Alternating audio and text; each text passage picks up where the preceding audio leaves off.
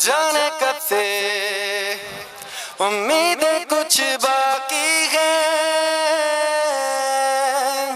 मुझे फिर भी तेरी याद क्यों आती है।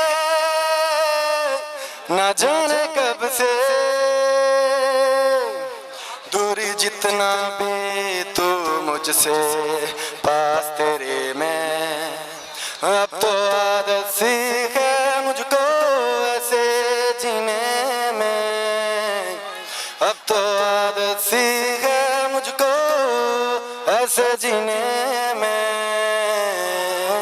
जिंदगी से कोई शिकवा ही नहीं है, अब तो जिंदा हूँ मैं इस नीले आसमां में, अब तो आदत सी है मुझको ऐसे जीने में।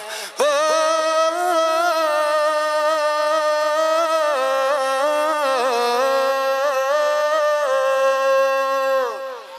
Thank you.